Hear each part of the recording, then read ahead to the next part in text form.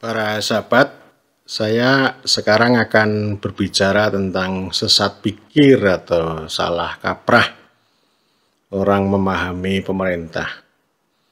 Ini sesat pikir ini saya bukan berarti sedang mempergunjingkan dengan diskursus hiruk pikuk tentang kritik pada pemerintah, bukan itu. Kritik itu sesuatu yang biasa. Ya, dan menurut saya ya kalau dipergunjingkan ya silakan gitu. Tapi kok remeh-temeh banget gitu. Ya. Jadi saya akan menyampaikan tentang salah kaprah terutama para ilmuwan, akademisi ya, bukan ilmuwan ya.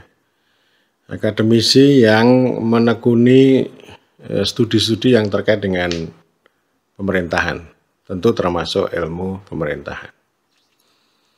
Ada beberapa salah kaprah yang akhirnya pemahaman itu tidak mendudukkan pemerintah itu dengan tepat atau dengan mulia yang bisa kita harapkan untuk mencapai tujuan mulia masyarakat adil dan makmur.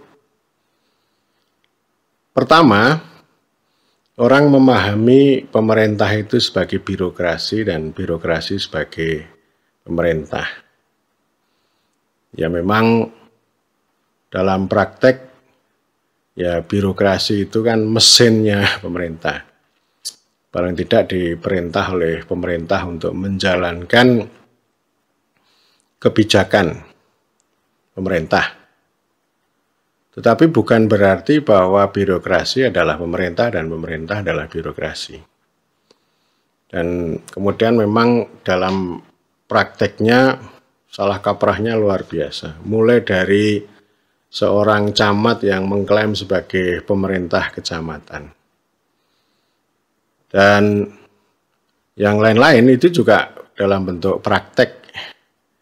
Saya sering sudah berbicara misalnya peraturan pemerintah, ya, tapi isinya adalah peraturan birokrasi. Dan banyak juga yang namanya birokrasi itu ada yang mengatasnamakan pemerintah, tapi ada juga birokrat yang anti pemerintah. Nah, ini repot nih. Jadi memang ya aparat boleh saja sih menyampaikan kritik pada pemerintah karena mungkin dilakukan secara tidak adil misalnya. Tetapi itu kan bisa pakai wadah korpri. Nah ini kan salah kaprah lagi korpri itu. Jadi seragamnya dipakai dibawa ke kantor misalnya. Korpri itu kan organisasi kepentingannya pegawai, bukan sebagai korp birokrasi. Jadi harus dibedakan, kalau birokrasi ya di kantor. Kalau misalnya korpri itu di luar kantor, mereka ya bisa, ini kan kayak partai ya, kayak partainya PNS korpri ini. Ini kan digunakan untuk memperjuangkan kepentingan. Terutama kalau pemerintah yang sedang berkuasa itu merugikan mereka. Itu namanya interest group. Ya salah kaprahnya karena memang dulu ya zaman dulu ya namanya dari Kokar Mendagri sampai korpri ini kan digunakan sebagai sebagai wadah korporatisme negara gitu. Kepanjangan tangan negara. Jadi ini di perwakilan kepentingannya itu diwadahi melalui jalur itu. Dan sekaligus juga untuk pengendalian terhadap pegawai. Di sisi lain korpri juga menjadi alat politik. Alat politiknya untuk mendukung partainya penguasa pada masa itu. Sehingga dulu orang tua kami kan selalu mengatakan, ya kalau milih partai yang milih, kalau nyoblos ya nyoblos yang menghidupi kita. Maksudnya sudah tahu kan? Itu dulu ya, itu namanya salah kaprahnya ya gitu. Ya kita sering mendengar juga birokrasi pemerintah. Wah, nggak benar tuh. Yang benar adalah birokrasi negara. Jadi birokrasi ini ya tadi saya katakan di video yang lain, birokrasi itu Republik Guardian, ya, penjaga republik, penjaga pemerintahan warga. Nah, pemerintah itu penjaga kedaulatan rakyat, pemegang mandat rakyat, ya, termasuk wakil rakyat. Gitu. Jadi artinya ya ini memang ya birokrasi sendiri, pemerintah sendiri. Meskipun dalam trias politika itu kan lalu ada eksekutif. Ada eksekutif, ada legislatif, ada yudikatif. Tapi sebenarnya ada lagi yang satu namanya administratif. Administratif itu lekat dengan eksekutif. Lalu dalam praktek yang namanya eksekutif sama legislatif sering tegang. Sering berkelahi karena memang berangkat dari partai yang berbeda, salah satu penyebabnya. Tapi juga ada penyebab yang lain. Oh, pemerintah ini misalnya tidak bekerja sesuai dengan kedaulatan rakyat. Ya, ini suara dari DPR begitu. Ya. Jadi banyak yang menduduki posisi eksekutif itu lebih suka, ya, lebih dekat dengan administratif itu, dengan birokrasi itu. Sehingga ini kan lalu orang mengatakan bahwa ya birokrasi adalah pemerintah adalah birokrasi. Mereka malah eksekutif itu malah justru menghindari atau menjinakkan legislatif. Dan sebaliknya nanti jajaran administratif sama legislatif juga sering tegang atau katakanlah kalau baik itu ya hanya basa-basi. Yang eksekutif mengatakan bahwa ya legislatif itu kan hanya outsourcing, mereka kan hanya 5 tahun, tapi kok ngerecokin kami, ngatur kami gitu. Sementara kalau legislatif mengatakan ya kami ini dikibulin sama birokrasi gitu. Ya ini sering terjadi di mana-mana gitu ya. Kalau ada pejabat mengatakan, administratif mengatakan bahwa parlemen itu hanya sebagai outsourcing, ini kan namanya inkonstitusional itu, omongan itu tidak benar itu. Ya, jadi ini pemahaman pemerintah sebagai birokrasi ini menyesatkan. Tapi memang itu aliran pemikiran yang kemudian disebut sebagai pemerintahan administratif.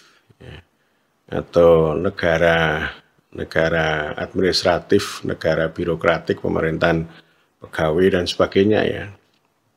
Atau istilah yang saya katakan yang lain itu negaranisasi pemerintahan. Jadi pemerintahan yang terpusat betul pada tangan birokrasi. Sehingga birokrasi, kalau berbicara pemerintahan ya akhirnya terpusat pada birokrasi. Itu termasuk pemahaman ilmu pemerintahan generasi dulu gitu ya. Artinya pemerintahan yang berpusat pada birokrasi. Ilmu pemerintahan adalah ilmunya birokrat. Atau kritik yang lain mengatakan bahwa dulu itu adalah birokrasi based government, pemerintahan yang berpusat pada birokrasi. Ya, jadi memang itu saya sebut sebagai salah kaprah atau sebagai sesat pikir. Tetapi memang kalau kita baca pada sisi lain ya, pemerintahan itu ya memang arena kontestasi. Paling tidak kontestasi antara politisi sama birokrat. Jadi birokrat itu lalu menguasai pemerintahan, ya, termasuk tadi yang namanya peraturan pemerintah itu isinya adalah peraturan birokrasi. Sehingga ini yang kemudian menghasilkan pemerintahan administratif. Aturan-aturannya itu luar biasa banyak, apalagi peraturan menteri. Ya. peraturan itu semuanya adalah produk birokrasi yang digunakan untuk mengendalikan politik. Jadi oleh karena itu sering terjadi kalau politisi eksekutif maupun politisi legislatif mau melakukan sesuatu yang barangkali berguna untuk negara, berguna untuk negeri, berguna untuk rakyat, berguna untuk warga, tetapi ada hambatan administrasi. Misalnya dulu Presiden tahun 2015 bilang begini pada otoritas keamanan, saya akan ke Papua. Gitu.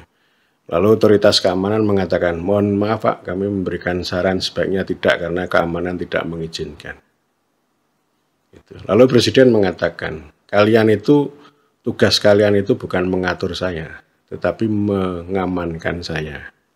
Ini menarik ini. Ini sama ini. Terus saya juga pernah menyarankan di sebuah kementerian. Itu PNS-PNS baru itu, ada 300 itu lebih baik itu supaya magang lah di desa. Sekurang-kurangnya 3 bulan sampai 6 bulan. Ya.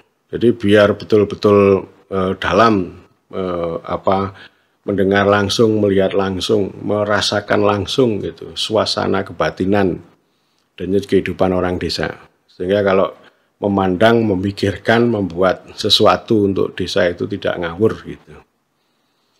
Itu dari sisi ide diterima. Ya, teman-teman birokrat menerima bagus itu. Tapi akhirnya ada juga yang ngomong, tapi administrasinya nggak memungkinkan. Nggak memungkinkan. Loh administrasi kan bisa dirubah, bisa disesuaikan. Kalau nggak bisa dirubah ya disiasati. Tapi hakikatnya ini, gagasan ini kan harus jalan. Tapi akhirnya nggak jalan juga. Ya, itu namanya aliran birokrasi begitu, aliran birokratik begitu. Sama juga misalnya, ini bikin kegiatan ya jangan di hotel terus lah, atau jangan di kantor. Ya kita harus sering misalnya, diskusinya di desa secara intensif. Seorang direktur itu tidak hanya datang di hotel 2 jam setelah itu pulang, jangan. Tetapi harus lebih intens, ya harus bergelut gitu dengan orang-orang desa secara langsung. Nanti nyewalah homestay-nya punya bumdesa itu. Nah, lagi-lagi jawabannya, nanti administrasinya nggak memungkinkan, pengadaan itu harus begini, harus begini. Ya elah, itulah yang disebut sebagai administrasi itu lebih memerintah. Ya, jadi ini malah birokrasi, administrasi itu memerintah. Bukan pemerintah mereka, enggak. Ini kebalikan, itu namanya administrasi atau ya warisan kolonial yang namanya negara pegawai itu begitu. Ya, jadi negara bukan hanya melayani pegawai ya milik mereka, semuanya dikendalikan dengan nalar atau dengan aturan-aturan yang sudah mereka siapkan secara rigid gitu. Yang kemudian disebut sebagai teknokratisasi dan birokratisasi. Itu yang pertama. Kemudian yang kedua, sering orang memahami pemerintah itu sebagai pemimpin. Pemerintahan sebagai kepemimpinan. Nah, ini saya juga sudah bahas ya. Teori kepemimpinan banyak banget. Kepemimpinan pemerintahan banyak banget. Kalau membahas apapun dari sudut kepemimpinan. Ngomong tentang reformasi pemerintahan daerah juga dari sudut pemimpin. Jadi artinya, ini no strong leader, no reform. Ya, tidak ada inovasi, tidak ada reformasi kalau tidak ada pemimpin yang kuat. Jadi reformasi butuh pemimpin. Gitu. Ya. Padahal yang saya lihat bukan sekedar pemimpin. Kalau pemimpin itu kan personal banget. Itu gaya politik biasalah. Kalau misalnya seorang bupati misalnya. Bupati itu harus kita dudukkan bukan sekedar pemimpin, tapi sebagai pemerintah, sebagai institusi, bukan sebagai person, bukan sebagai individu, gitu ya. Jadi kalau seorang bupati punya gagasan, kemudian punya gebrakan melakukan reform, melakukan reformasi itu ada proses institusi yang harus dilalui. Paling tidak harus kompromi, negosiasi dengan DPRD. istilahnya harus merebut APBD misalnya. Itu kan proses pemerintah, proses memerintah. Jadi ada input politiknya, ada proses memerintahnya, ada output administrasinya. Jadi bukan hanya sekedar pemimpin. Ya. Ini pemahaman yang luar biasa ya, yang paling banyak. Jadi orang menyarankan kita butuh pemimpin. Ya. Enggak, kalau saya butuh pemerintah. Saya nggak butuh pemimpin. Pemimpin itu akhirnya menciptakan sama dengan watak inlander itu. Watak pengikut, watak ini. Jadi orang jangan silau pada orang-orang yang disebut pemimpin hebat. Enggak begitu saya. Ya. Jadi semuanya kalau sudah memegang posisi pemerintahan ya jadilah pemerintah. Berjuanglah menjadi pemerintah. Jadi pemerintah ya berpikirnya, bekerjanya secara institusional. Ada proses politik, proses hukum, dan proses administrasi. Bukan hanya sekedar proses visi, seni, enggak gitu ya. Seni penting, itu bagian dari proses politik, itu ya hal yang biasa. Memang pemerintah itu pasti bekerja secara politik. Gitu. Tapi kan bukan terpusat pada orang atau pada pemimpin yang disebut suci, disebut hebat gitu ya. Jadi makanya kan saya nggak begitu suka ya kalau menganalisis pemerintahan itu dengan cara leadership gitu ya. Tapi itu udah terpatri gitu ya. Karena akhirnya kan orang itu mengharapkan sosok ya. Mengharapkan sosok yang istilahnya Hans Sandroff itu pusat teladan. Ya. Jadi menghadirkan sosok malaikat itu ya. Tapi tidak berpikir sistem institusi yang lebih yang lebih terlembaga dan dengan kuat itu. Ya, jadi ini kelemahannya begitu, kelemahannya itu sangat personal, sangat sosok banget sehingga ilmu pemerintahan itu gagal untuk melakukan transformasi secara institusional pada pemerintah maupun pada pemerintahan. Jadi kalau misalnya mereka ada seminar atau apa ngomong judulnya kepemimpinan lah ini apa ini, gitu ya. Itu sudah itu sangat dipengaruhi banget oleh terutama pada aspek psikologi ya, psikologi. Ya, bedanya sosiologi sama psikologi itu kalau sosiologi itu memperbesar masalah kecil, kalau psikologi itu memperkecil masalah besar. Jadi pemerintah itu hal yang gede, tapi dikecilkan menjadi pemimpin. Nanti pemimpin itu ngomong tentang sosok. Sosok itu ngomong, lihat lagi asal-usulnya, karakternya, gitu ya.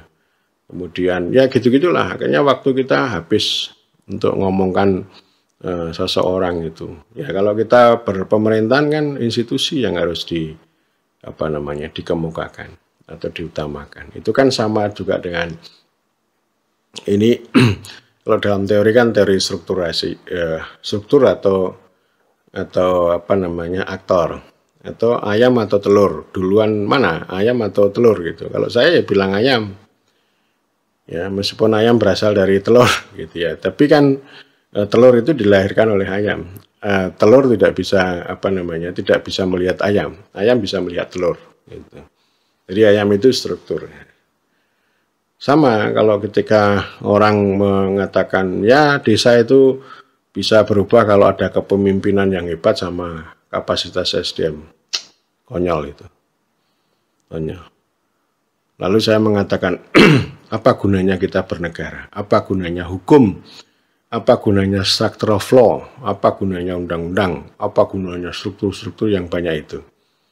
Jadi hukum itu memang yaitu kekuatan yang bisa menggerakkan perubahan. Jadi bukan tergantung pada orang per orang. Ya, jadi itu harus ditantang ya, pendekatan yang terlalu personal pada pemimpin itu. Itu kan watak paternalistik orang tadi ya, itu harus dilawan. Jadi kita harus ini, dan ketika saya ketemu para bupati ya selalu merekomendasikan. Jadi Anda jadi pemimpin nggak apa-apa, tapi harus transform, harus berjuang untuk menjadi pemerintah, bukan sekedar menjadi pemimpin. Nah, saya sudah sedang menyiapkan tulisan, nanti juga akan saya share, akan saya bikin video juga video temanya berjuang menjadi pemerintah. Itu yang apa namanya kedua ya. Kemudian yang ketiga, ini pemerintah itu dipahami sebagai sektor publik ini. Nah, ini dari kandang ekonomi ini, dari kandang yang ilmu kekayaan lah, ilmu yang membela tengkulak juragan korporasi pasar dan sebagainya. Ada teori public choice gitu. Asal-usulnya dari sana. Sektor publik itu berbeda dengan makna republik. Ya, jadi republik itu direduksi jadi publik, direduksi lagi jadi sektor publik. Ini maknanya beda antara sama-sama publik ya, antara republik, ruang publik gitu, dengan sektor publik. Kan ini dari teori pilihan publik kemudian dikembangkan teori governance yang hyperactive governance itu. Membagi tiga, ada sektor pertama namanya sektor publik yaitu di pemerintah sama negara, kemudian yang kedua sektor privat, swasta atau pasar, lalu yang ketiga sektor voluntaris atau sektor masyarakat begitu ya. Jadi itu teori-teori itu kan menghindari kata pemerintah sama negara. Sektor publik ya. Sektor publik itu kan ya ciptaan mereka. Mereka nggak pengen ada pemerintah yang powerful untuk rakyat, untuk buruh itu, untuk petani enggak. Jadi supaya ya ini hanya sekedar sektor, bukan subjek, bukan institusi yang namanya pemerintah. Sektor publik itu juga kalau dibaca dari sudut privat, ini namanya berarti sektor publik itu sektor non-privat ya. Sektor non-privat ini kan kacau ya. Sektor publik itu artinya apapun yang dilakukan oleh pihak-pihak yang bekerja di sektor itu harus dipublikkan, harus dibuka ya secara publik, setiap orang bisa tahu. Kalau perlu itu disadap ya, sampai ranah-ranah pribadinya pejabat yang disebut publik itu harus bisa diketahui. Nah, ini kan sebenarnya mengganggu itu namanya. Ya, tetapi kalau yang privat, sektor privat itu nggak bisa dipublikkan. Jadi pemilahnya begitu. Yang publik itu yang pemerintah, birokrasi negara itu yang dibuka. Kalau yang swasta tidak dipublikkan. Gitu. Itu satu. Kemudian yang kedua. Artinya kalau dilihat dari sudut sektor privat, maka sektor publik itu bisa diprivatkan. Kalau privat jangan dipublikkan ya mereka, tetapi kalau publik bisa diprivatkan yang kemudian melahirkan privatisasi agar lebih efisien dan efektif gitu ya. Itu sesat betul, itu pikiran sesat. Jadi makanya kenapa saya cerewet betul kalau di ilmu pemerintahan ada mata kuliah pelayanan sektor publik. Ya, itu kacau banget tuh, sesat pikir banget itu. Kalau memahami pemerintah sebagai sektor publik itu, termasuk pelayanan sektor publik itu ya. Ya. Jadi itu itu sesat pikir yang memang harus ditantang ya, subjeknya hilang gitu ya. Identitasnya hilang, institusinya hilang, ya hanya sektor aja, sektor. Kayak Polsek itu sektor itu, atau kalau di kementerian itu kementerian sektoral. Ya sektor, ada sektor pendidikan, sektor kesehatan dan sebagainya. Jadi cara berpikirnya ya hanya sektor itu. Itu ketiga. Kemudian yang keempat, ini pemerintah itu disebut sebagai fasilitator. Nah, ini banyak juga ini. Kalau orang-orang yang bergelut pada studi pembangunan, studi pemberdayaan, gitu, termasuk community driven development, gitu, termasuk yang menyenangi smart village, desa cerdas, pokoknya yang teracuni development gitu, ya, itu pemerintah itu sebagai fasilitator. Lalu ya regulatornya ya mereka itu, yang pembangunan itu, yang governing lalu pembangunan. Saya akan bahas ya nanti apa namanya government by development itu akan saya bahas gitu. Nah, ini salah satu clue-nya, salah satu percikannya di sini. Ini sesat pikirnya gitu. Jadi ya hal yang biasa kalau pemerintah itu memudahkan, karena memudahkan itu bagian dari pelayanan. Ya, itu prinsip tugas pemerintah begitu. Tapi bukan berarti pemerintah itu lalu direduksi atau dikatakan sebagai fasilitator. Karena mereka yang meyakini pemerintah sebagai fasilitator itu mereka menolak kalau pemerintah itu menjadi pemain atau menjadi regulator atau menjadi fungsi-fungsi regulating itu jangan terlalu banyak gitu ya. Ya memang kita harus dudukkan ya, regulasi itu sangat penting ya.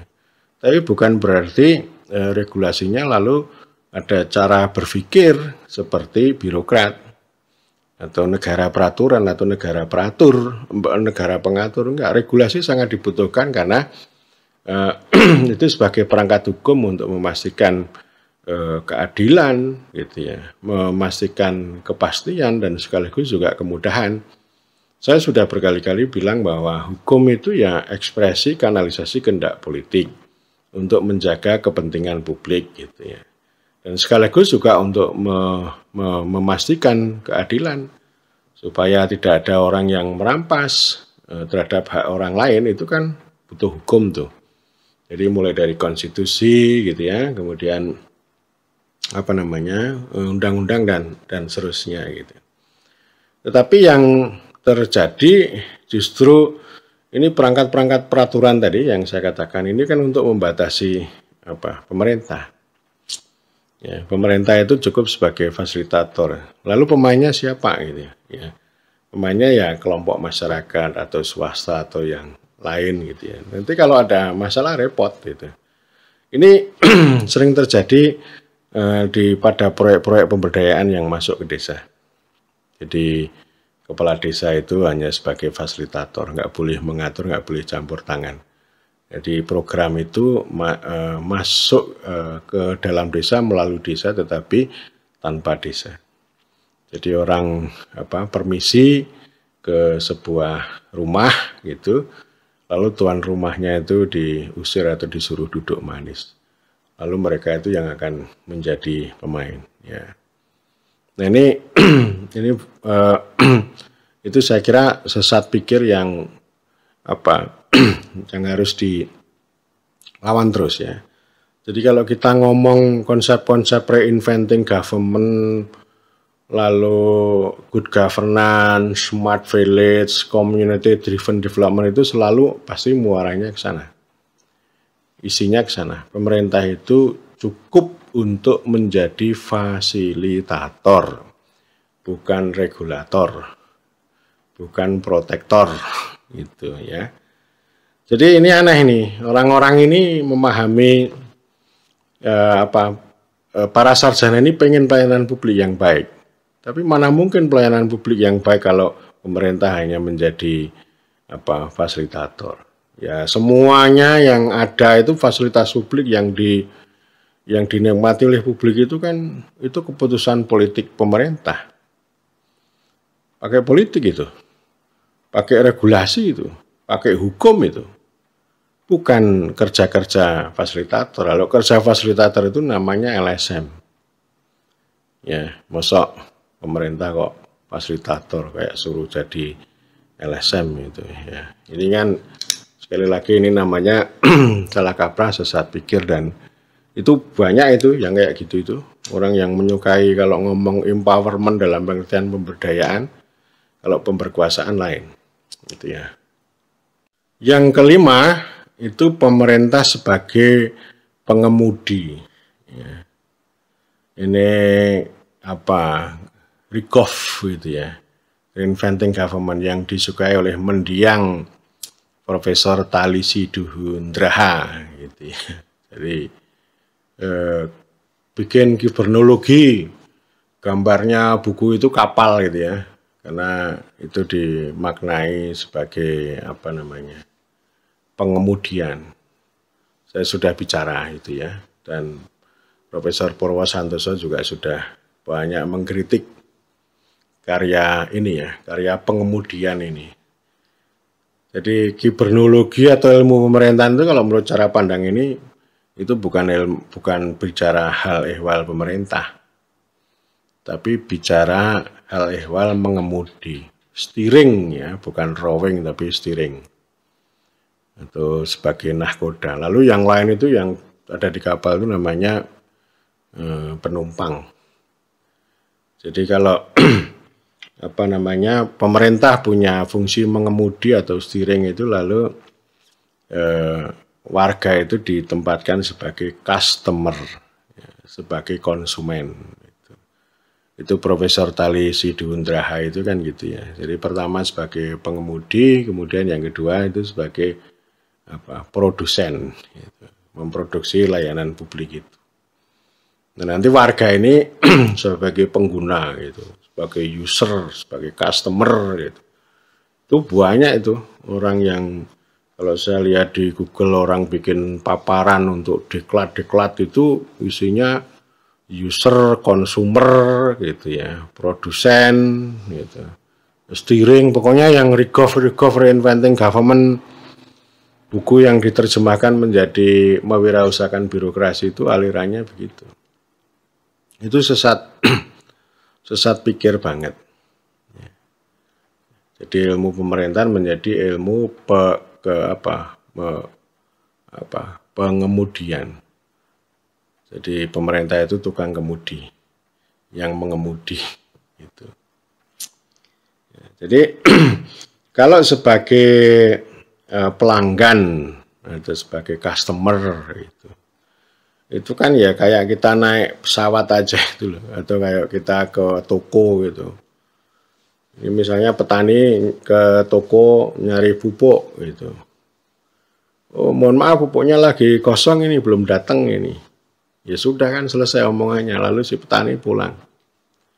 Nah kalau petani datang ke pemerintah, datang ke DPR kan tanya, ini kok pupuk hilang, pupuk nggak ada ini, kami segera butuh ini. Kan nggak bisa dijawab dengan, oh mohon maaf pupuknya lagi kosong, kan nggak bisa. Nah ini ajaran itu tadi. Jadi ini kan artinya semua pemahaman itu semuanya itu anti politik. Pemahaman dari yang pertama sampai yang ini. Jadi ingin menelanjangi supaya fungsi-fungsi politik pemerintah itu dipreteli. Sehingga fungsi mulai dari birokrasi sampai kemudian kemudi itu maknanya di situ.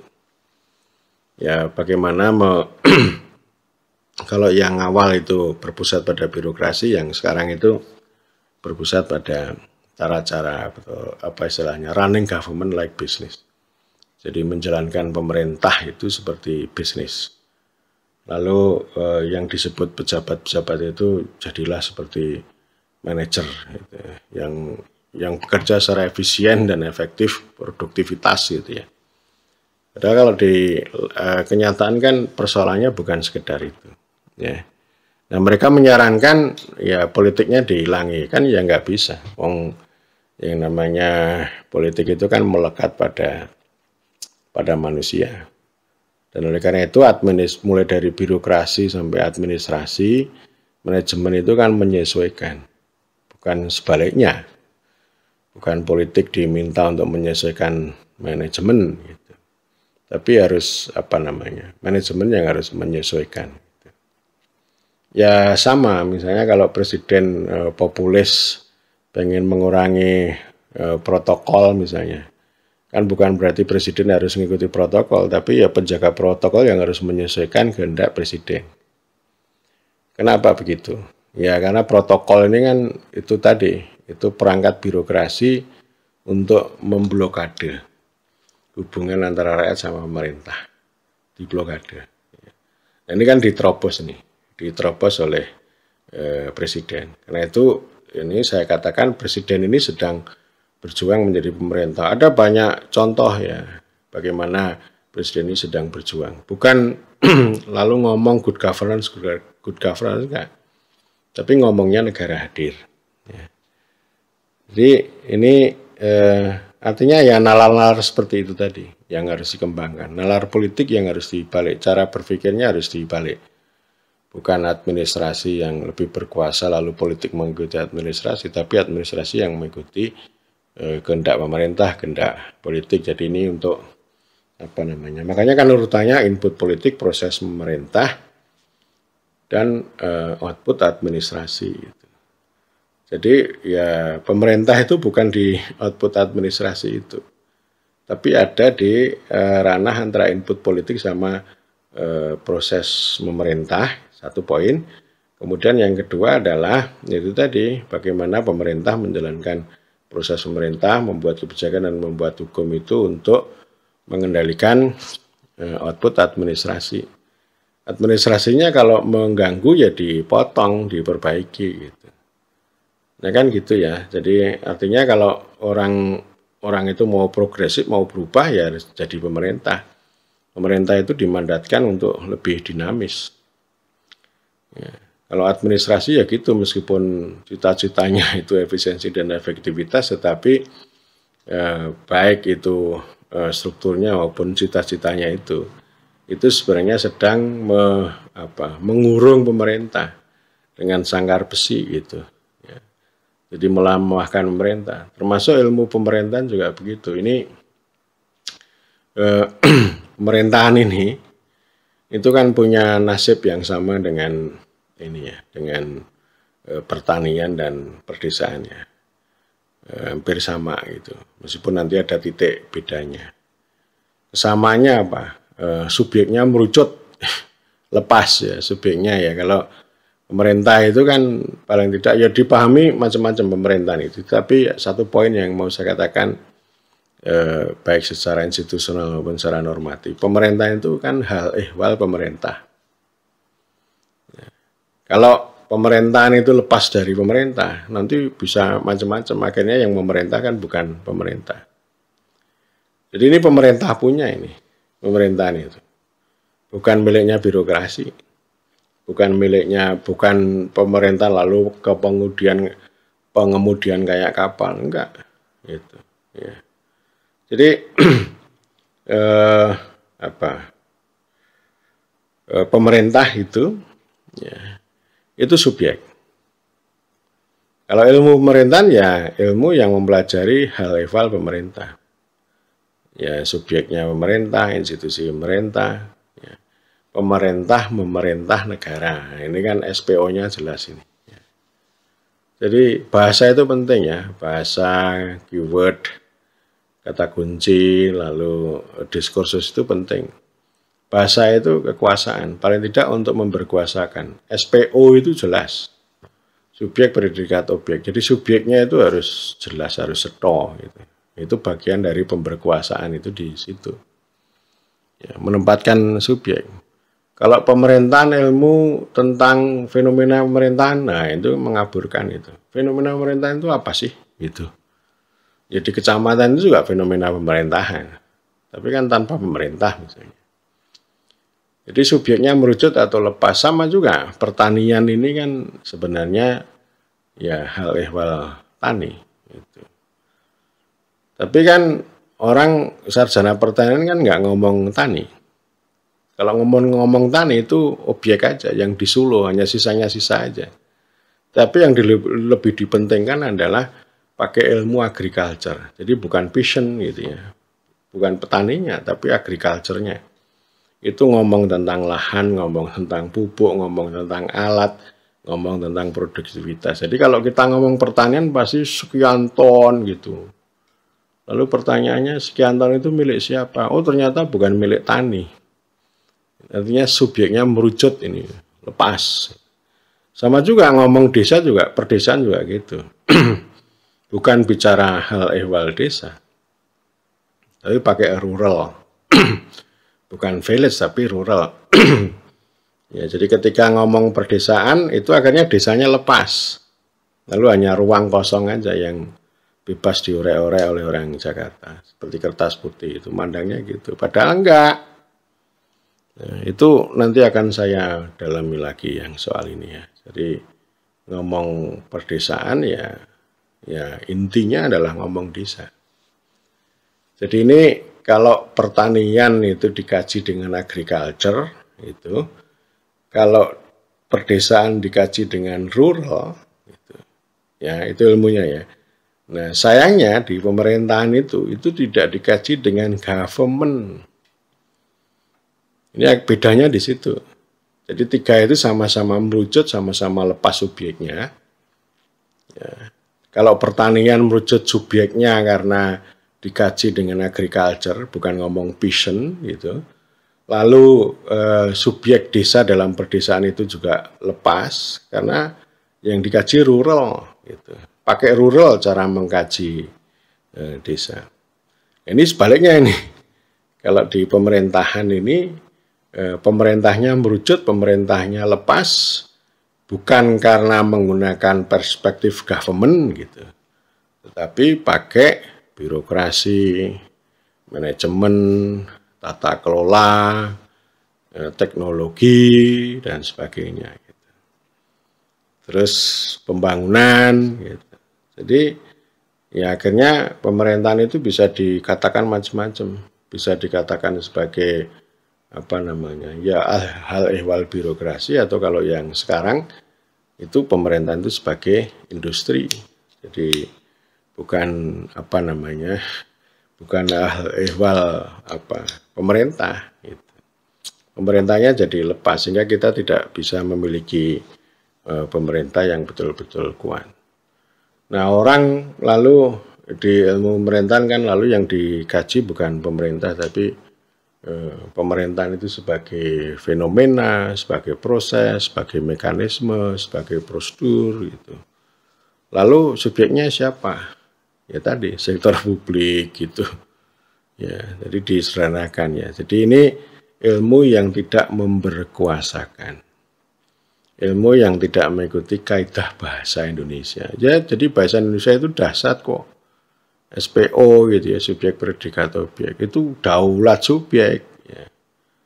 Sehingga kan sering disarankan, pakailah kalimat aktif ya, bukan pasif. Kalimat aktif itu ya supaya subjeknya jelas. Misalnya dalam surat menyurat itu, atas kerjasamanya diucapkan terima kasih, saya benci kalimat itu. Ya, kalimatnya seharusnya subjeknya jelas, kami mengucapkan terima kasih. Udah, selesai. Selesai begitu. Nggak usah kalimat atas kerjasamanya diucapkan terima kasih. Itu bahasanya nggak benar itu. Itu bahasa birokrasi.